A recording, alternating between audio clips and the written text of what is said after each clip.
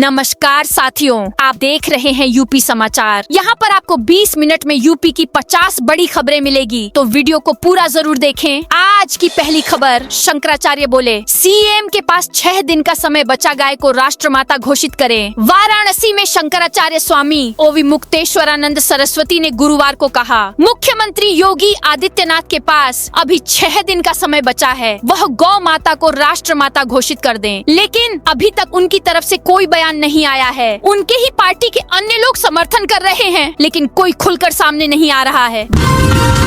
भारत नेपाल सीमा आज रात 12 बजे से खुलेगी। महाराजगंज, नेपाल में 165 सीटों पर हुए चुनाव के बाद भारत नेपाल सीमा आज रात 12 बजे से फिर से खोल दी जाएगी। मतदान के मद्देनजर सुरक्षा कारणों से सीमा पर आवागमन अस्थायी रूप से रोक दिया गया था।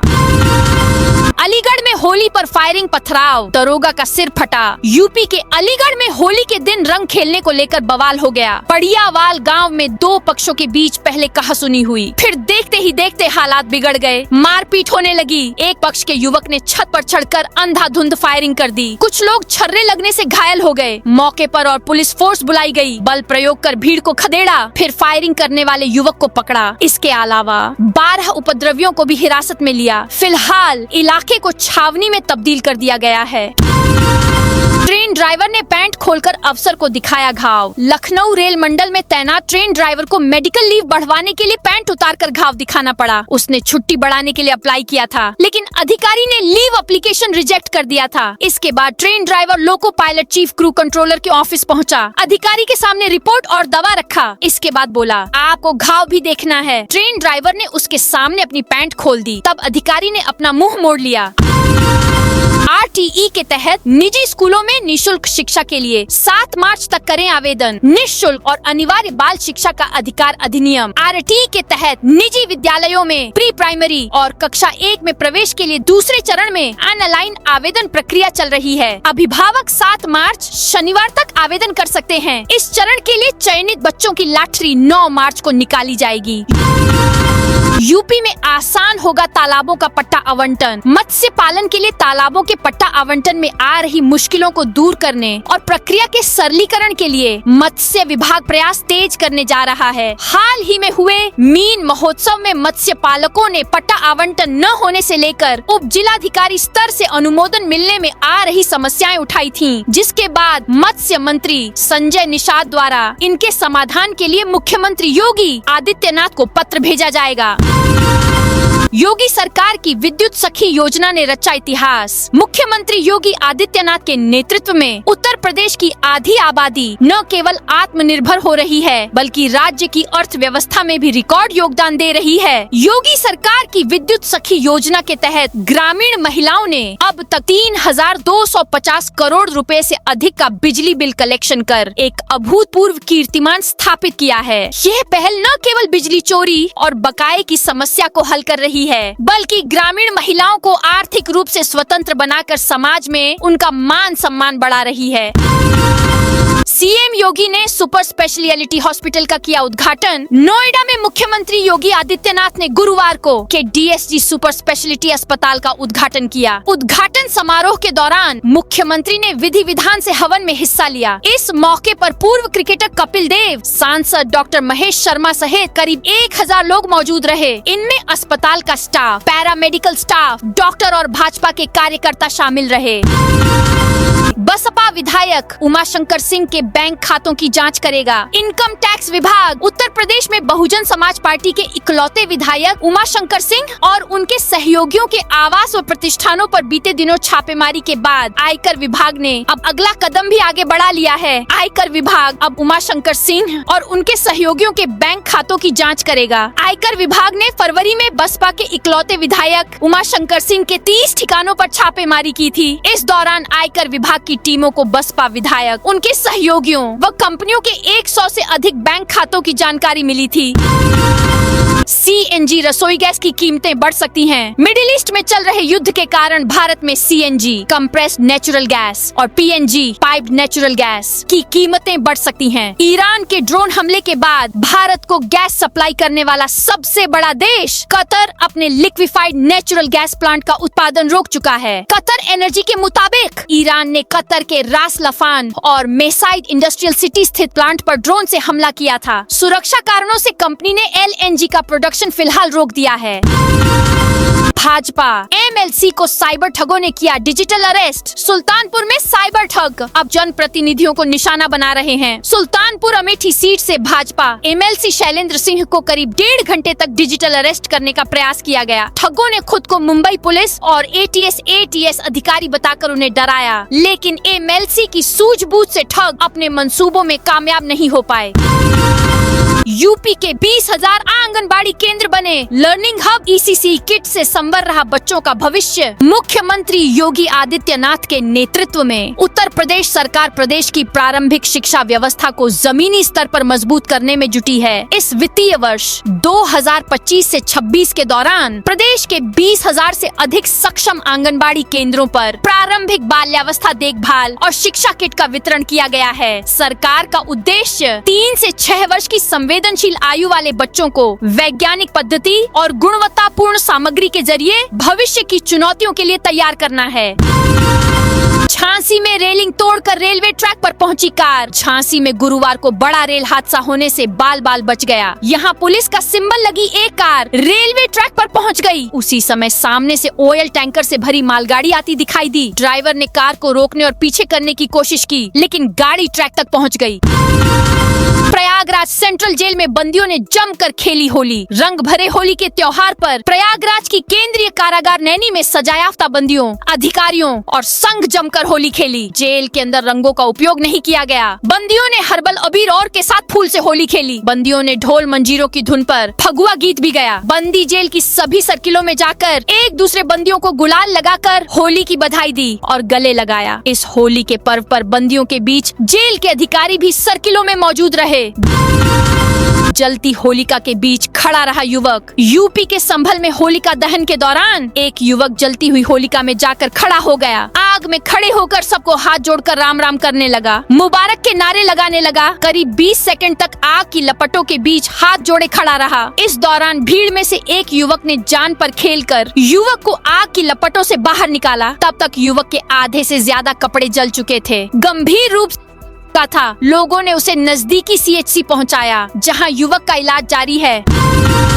कानपुर पुलिस की कपड़ा फाड़ होली। यूपी पुलिस आज होली खेल रही है। कानपुर की पुलिस लाइन में भी होली का हुल्लड़ मचा है। यहाँ कपड़ा फाड़ होली खेली जा रही है। पुलिस कर्मी कीचड़ में लोटपोट हो रहे हैं। कमिश्नरेट के सभी थानों में भी होली की मस्ती की जा रही है। कानपुर की इस होली में कई IPS अफसर भी मौजूद रहे। उन्होंने भी पुलिस कर्मियों ने जमकर होली खेली। इसके साथ ही पुलिस लाइन में रखे टब पुलिस कर्मियों ने एक दूसरे को उठाकर रंग में डुबोया। इसके अलावा IPS ADCP अंजलि विश्वकर्मा ने भी महिला पुलिस कर्मियों के साथ गुलाल लगाकर होली खेली। युद्ध के बीच इजराइल में फंसे यूपी के 6,000 मजदूर। इजराइल, अमेरिका और ईरान के बीच शुरू हुआ युद्ध सऊदी अरब, कतर, बहरीन, कुवैत, जॉर्डन और संयुक्त अरब अमीरात तक पहुंच गया है। अबू धाबी से एक भारतीय की मौत की खबर सामने आई है। कई भारतीयों के ऐसे भी वीडियो सामने आए जिसमें वो भारत सरकार से मदद की गुहार लगाते दिखे। इजराइल ने हमले की शुरुआत की, इसलिए उन्हें अब खतरा भी है। देश के कई हिस्सों में बीच बीच में हमले भी हो रहे। शिया धर्मगुरु के बेटे, बहन और भतीजे ईरान में फंसे। लखनऊ में शिया समुदाय के सबसे बड़े धर्मगुरु मौलाना कल्बे जवाद का बेटा, बहन और परिवार के दूसरे सदस्य ईरान में फंसे हैं। शहर के 1.25 लाख से ज्यादा अन्य लोग भी Iran, Oman, Bahrain, Muscat, Riyadh, Dubai, Russell खेमा और शारजाह जैसे खाड़ी देशों में फंसे हैं। सभी वतन वापसी की राह देख रहे हैं। लखनऊ से जब परिजन उनकी सलामती जानने के लिए फोन पर बात करते हैं तो उनको बम के धमाकों की आवाज बैकग्राउंड में सुनाई देती है। इससे परिजनों की चिंता और बढ़ गई है। IPS अंशिका का लंदन ठुमकदा पर डांस। यूपी में आज पुलिस कर्मी होली के रंग में सराबोर हैं। कहीं कपड़ा फाड़ तो कहीं कीचड़ वाली होली हो रही है। बरेली में IPS अंशिका वर्मा ने काला चश्मा लगाकर लंदन ठुमकदा गाने पर डांस किया, जबकि SSP अनुराग आर्य नकली बाल लगाकर भांगड़ा करते नजर आए। होली के बाद 30% बढ़े स्किन एलर्जी के मरीज। होली के बाद सिंथेटिक रंगों के इस्तेमाल का असर लोगों की त्वचा पर दिखाई देने लगा है। आगरा के एसएन मेडिकल कॉलेज में स्किन इन्फेक्शन के मरीजों की संख्या करीब 30% तक बढ़ गई है। डॉक्टरों के अनुसार ज्यादातर मरीजों में यह समस्या सिंथेटिक रंग और केमिकल युक्त गुलाल के कारण सामने आई है। लखनऊ में खुल गया इमामबाड़ा, पर्यटकों का जमावड़ा। लखनऊ में 3 दिनों तक शोक के बाद खुल गए पर्यटन स्थल। ईरान के supreme leader Ayatollah Ali Khamenei की मौत के बाद 3 दिवसीय शोक घोषित किया गया था। इसके बाद 1, 2 और 3 मार्च तक हुसैनाबाद ट्रस्ट के द्वारा बड़ा इमामबाड़ा, छोटा इमामबाड़ा, पिक्चर गैलरी समेत विभिन्न इमारतें पर्यटकों के लिए बंद कर दिए गए थे। मगर अब ये पर्यटन स्थल फिर से खुल गए और पर्यटकों जमावड़ा लगने लगा है। सहारनपुर में दलित से भट्ठा संचालकों ने हड़ पे 1,59,000। सहारनपुर में ट्रैक्टर ट्रॉली से ढुलाई कर परिवार का पालन पोषण करने वाले एक दलित चालक ने भट्ठा संचालकों पर 1,59,000 रुपए हड़पने का आरोप लगाया है। आरोप है कि आरोपियों ने जाति सूचक गालियां, मारपीट और जान से मारने की धमकी दी। पीड़ित ने पुलिस पर रिपोर्ट दर्ज न करने का आरोप लगाते हुए विशेष न्यायालय SC/ST एक्ट में प्रार्थना पत्र देकर FIR दर्ज कराने की मांग की है। LDA के फ्लैटों पर 2 लाख तक छूट। लखनऊ में फेस्टिव सीजन में अपना घर खरीदने की योजना बना रहे लोगों के लिए अच्छी खबर है। लखनऊ विकास प्राधिकरण LDA ने पहले आओ पहले पाओ योजना के तहत शहर की विभिन्न प्राइम लोकेशन पर बने 1 BHK, 2 BHK और 3 BHK फ्लैट्स पर विशेष छूट की घोषणा की है। यह ऑफर 3 मार्च 2026 से 27 मार्च 2026 तक लागू रहेगा। शामली में प्रतिबंध के बावजूद चल रहा ईंट भट्ठा। शामली जनपद के सदर कोतवाली क्षेत्र के कुड़ाना गांव में एक ईंट भट्टे के खिलाफ शिकायत दर्ज कराई गई है। शिकायतकर्ता ने आरोप लगाया है कि प्रदूषण नियंत्रण विभाग द्वारा प्रतिबंध लगाए जाने के बावजूद भट्ठा संचालित किया जा रहा है। यह शिकायत जिलाधिकारी को दी गई है। रवि किशन बोले, राहुल गांधी इस देश के राजकुमार हैं, उनके बोलने से होता है फायदा। गोरखपुर से सदर सांसद और भोजपुरी फिल्म अभिनेता रवि किशन ने बुधवार को राहुल गांधी पर जमकर निशाना साधा। राहुल गांधी के AI समिट में दिए बयान पर रवि किशन ने उन्हें इमैच्योर कहा। कानपुर शहर वासियों को मई से मिलेगा 40 करोड़ लीटर पानी। जल निगम गंगा बैराज से फूलबाग और रावतपुर होते हुए शास्त्री चौक तक घटिया पाइप की जगह 139 करोड़ रुपए से 15 किलोमीटर दूसरी मुख्य पाइपलाइन डाल रहा है। नगर निगम से 15वें वित्त आयोग से मिली इस निधि से पाइप डालने का काम 85% पूरा होने का दावा किया गया है। अगर सब कुछ सही रहा तो शहर वासियों को मई से गंगा बैराज प्लांट से 40 करोड़ लीटर और पानी मिलेगा। गोरखपुर का पहला 6 लेन 95% तक पूरा मार्च के आखिरी में खोलने की तैयारी। गोरखपुर में ट्रैफिक जाम से राहत देने वाली 2 बड़ी परियोजना अब अंतिम चरण में है। ट्रांसपोर्ट नगर से पैडलेगंज तक बनने वाला 6 लेन फ्लाईओवर और देवरिया बाईपास की ओर जाने वाला 4 लेन फ्लाईओवर मार्च महीने के आखिरी हफ्ते में आम लोगों के लिए खोलने की योजना है। दोनों फ्लाईओवर का निर्माण कार्य तेजी से चल रहा है। काम लगभग 95% तक पूरा हो गया है।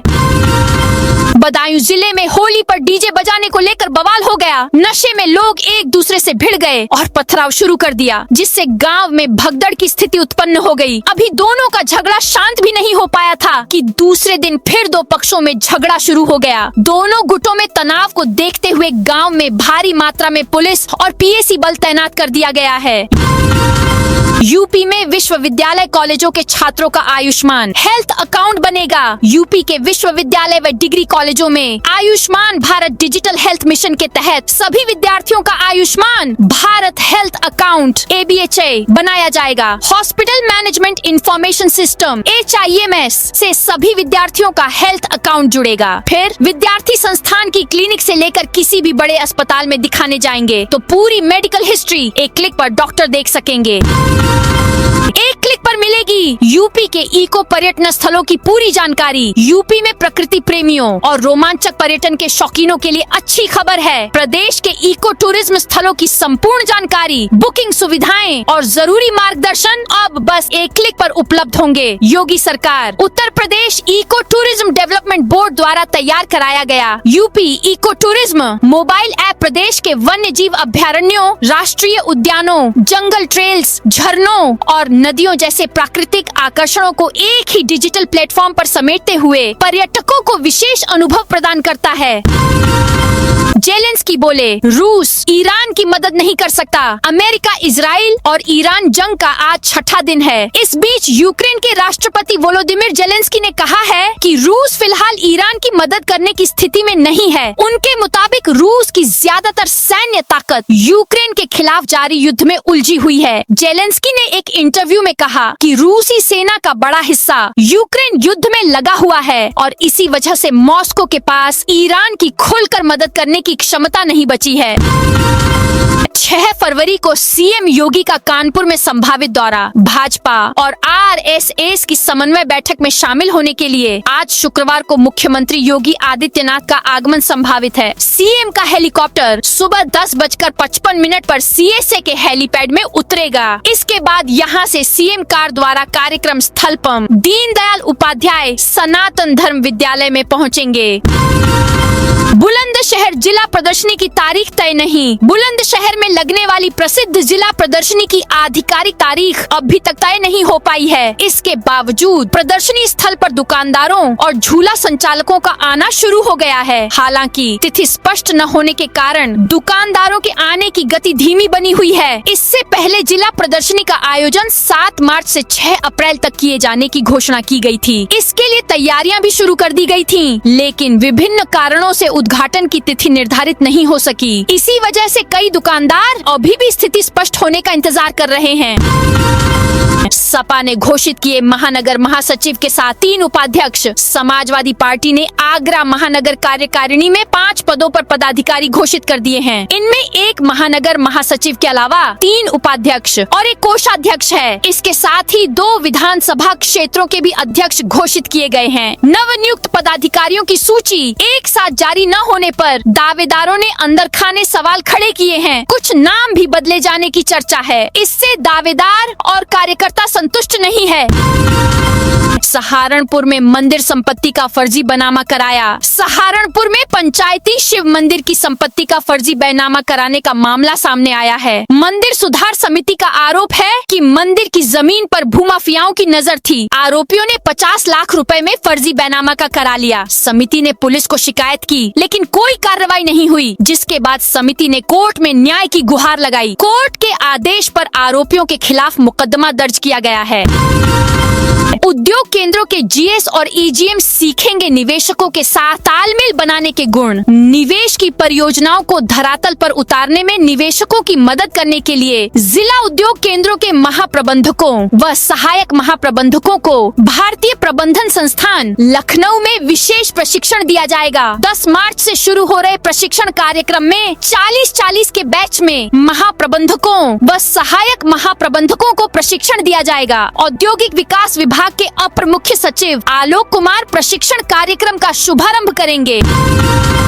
सचिन तेंदुलकर के बेटे अर्जुन की शादी। सचिन तेंदुलकर के बेटे अर्जुन तेंदुलकर की आज सानिया चंडोक के साथ मुंबई में शादी हुई। समारोह में अमिताभ बच्चन, मुकेश अंबानी और जय शाह पहुंचे। भारतीय टीम के पूर्व कप्तान महेंद्र सिंह धोनी भी पत्नी साक्षी के साथ आए। वहीं पूर्व कप्तान राहुल द्रविड़, अनिल कुंबले, क्रिकेटर अजिंक्य रहाणे, सुरेश रैना, हरभजन सिंह भी मौजूद रहे। शादी के फंक्शन 3 मार्च से ही चल रहे हैं। अर्जुन तेंदुलकर और सानिया चंडोक के प्री वेडिंग फंक्शन 27 फरवरी को गुजरात के जामनगर में अंबानी परिवार के घर में हुए थे।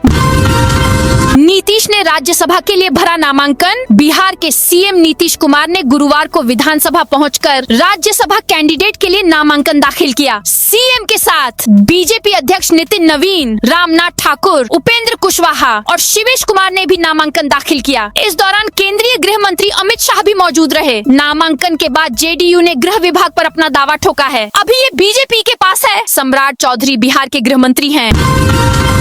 मोदी बोले, इजराइल ईरान जंग जल्द खत्म हो। प्रधानमंत्री नरेंद्र मोदी ने गुरुवार को दिल्ली में मिडिल ईस्ट और यूक्रेन में जारी जंग को जल्दी खत्म करने की अपील की। उन्होंने कहा कि सैन्य संघर्ष से कोई भी मसला हल नहीं हो सकता। भारत सभी विवादों के शांतिपूर्ण समाधान और शांति स्थापित करने की कोशिशों का समर्थन करता रहेगा।